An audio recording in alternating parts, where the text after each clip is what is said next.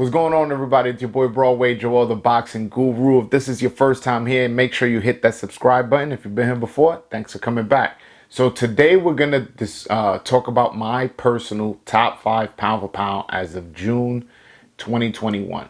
So we're gonna start at number 5. Number 5, we're gonna start a bit controversial. I got Terrence Crawford.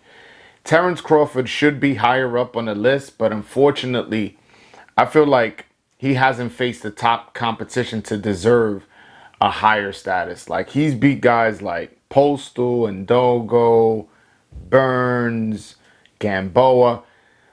These are all solid guys, but nobody who really jumps off the page when you're looking at his box rec. I feel like he was undisputed at 140. It was a bit of a weak division at the time.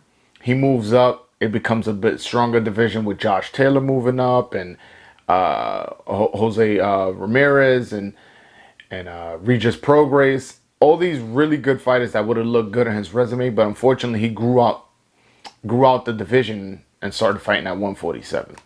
So at number 4, I got Josh Taylor. Josh Taylor, I just had mentioned him. He's a really good fighter. He's undisputed at 140 currently right now after beating Jose Carlos Ramirez.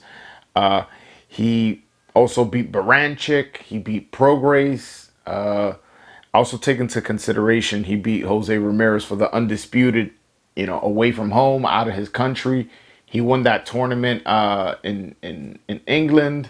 He's undefeated. Really good fighter. He clearly won against Ramirez, dropped him twice. So the way he won and who he's beat, I think qualifies him to be number 4 at a pound for pound list. And number 3, I got Errol Spence Jr. He beat Porter, Brook, before he was all washed up. Like when he fought Brook, he went to England, had a rough go of it. Brook at the time was a real good fighter, although he had already lost to Triple G, breaking one side of his face. And I remember when I heard, Errol Spence broke Kell Brook's orbital bone. I'm like, the orbital bone was already weak because when he fought Triple G, he's like, no. He broke the other side. I believe Triple G broke his left side and Errol Spence broke his right side. So it's like, Errol Spence really went over there and put the beats on him. Like, he wasn't that washed up because he put up a really good fight. And again, he broke the other side of his face, the side that was not weak.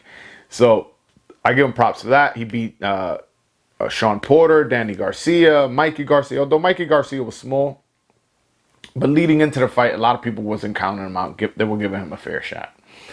Number 2, a lot of you boxing hardcores who claim y'all hardcores, y'all not real hardcores. If y'all don't know who this is Naoya Inoue. I'm sorry if I'm pronouncing that wrong, but this guy is an absolute monster at bantamweight. He knocked out Jamie McConnell in the first round. Next fight, knocks out Juan Carlos Payano in the first round. Then his next fight knocks out Emmanuel Rodriguez in the second. These are all former world champions. These aren't bums. These aren't guys just off the street. In the case of Juan Carlos Payano, I believe he was a 2-time Olympian.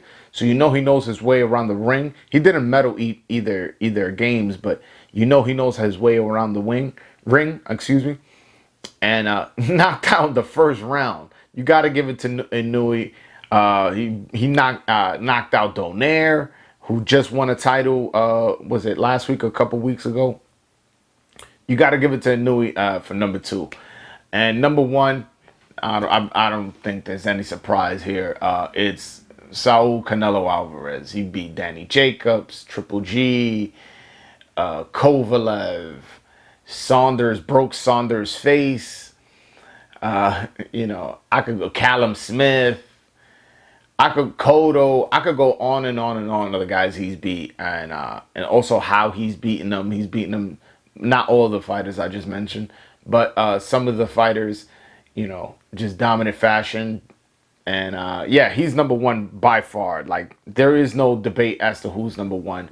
But so that's my list, guys. Hopefully you guys enjoyed the video. comment what you guys think of my list, and also comment what your list would be. What your number 1 through 5 would be. All right, guys, thank you so much for watching all the way to the end of the video. Make sure you follow me on Twitter at _BroadwayJoel. All right, guys, until next time, peace.